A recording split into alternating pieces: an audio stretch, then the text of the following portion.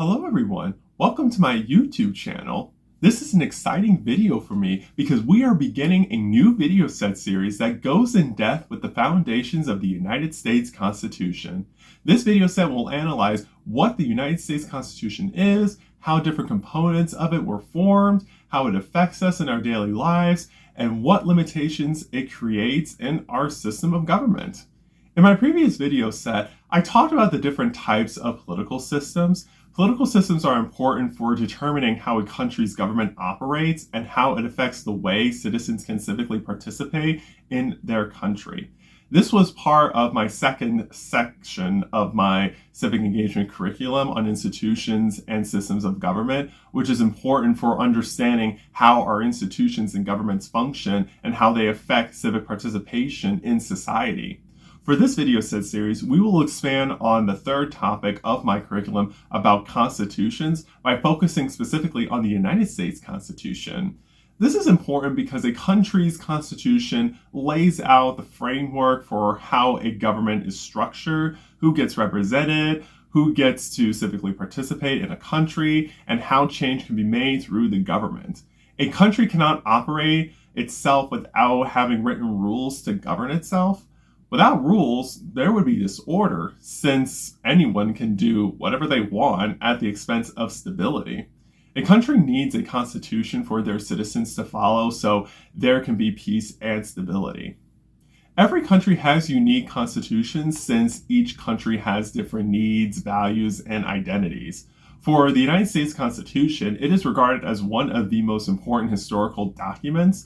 It established a framework for the U.S. federal government on how much power it has to operate the country and establish official decision-making processes. There is separation of powers that divides power between three branches: legislative, executive, and judicial branches.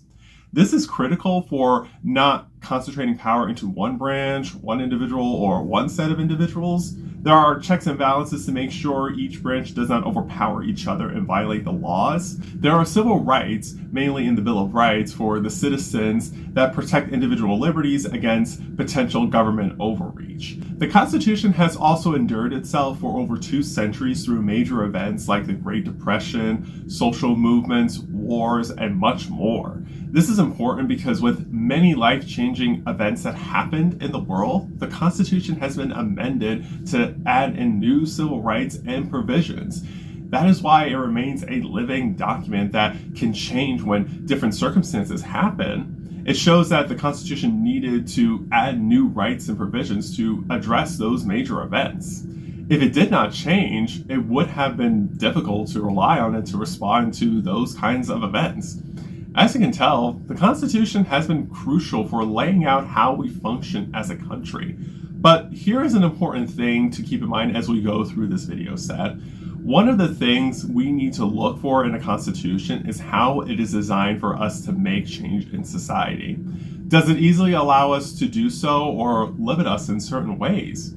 As I stated in my previous videos, society cannot remain static because it does not prepare us to address new challenges we face. In this case, we need to see if the way we design our institutions and government systems allows us to foster change and easily adapt to new challenges. The way a constitution is developed will affect what types of changes are allowed in a country, how much change we can make, who can make changes, and what processes are given to make change through the government. A constitution can either make the process to make change easy or hard. Another way to make sure society does not remain static is how much citizens are civically involved. When people get to share their viewpoints and perspectives, it allows us to be creative in solving issues. This is important for having a strong democracy, and a democracy can be strong when a constitution fosters it. Constitutions shape the way people are represented and how they can contribute their voice in making change in government. So we need to see if a constitution allows people to make change and be represented in their government, or if a constitution presents limits to those things. The way I designed this video set series is going to give the foundations of the United States Constitution that will not just talk about how specific components got into the Constitution, but how those components can present limitations in fostering change and representation in government by looking at real-life examples and what the framers were thinking about.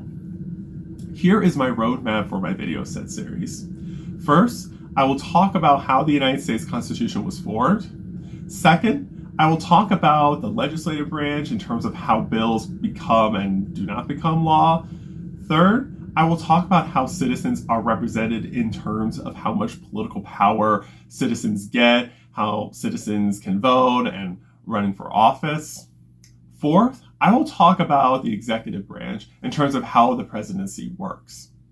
Fifth, I will talk about continuity in government for congressional members and the president. Sixth, I will talk about how people get affected when the government exerts its power during emergencies. Seventh, I will talk about the process of amending the Constitution. By the end of the video set, you will gain a deeper understanding of what is in the Constitution, how it affects us, and what its limitations are. Remember, the Constitution is not a perfect document because it does not cover ways to handle every single thing or issue the country faces. All it does is generally explain what we can and cannot do as a government and as citizens. When we realize we need to make fundamental changes to something, it requires us to change something in the Constitution, but we have to see if its current design makes it easy or hard to do so. In this case, most of its structures can make it hard to do so. You will see why when we analyze what the framers were thinking about as they were designing the Constitution and through the real-life examples of how the current constitutional design affects us. In the next video, I will begin by talking about how the US Constitution was created. Until then, please like this video, subscribe to my YouTube channel, and turn on those post notifications so you will be notified when I post my next video. I appreciate your support. Remember, you are powerful, you are capable, and you are the changemaker our society needs. Thank you so much for watching this video. I will see you soon.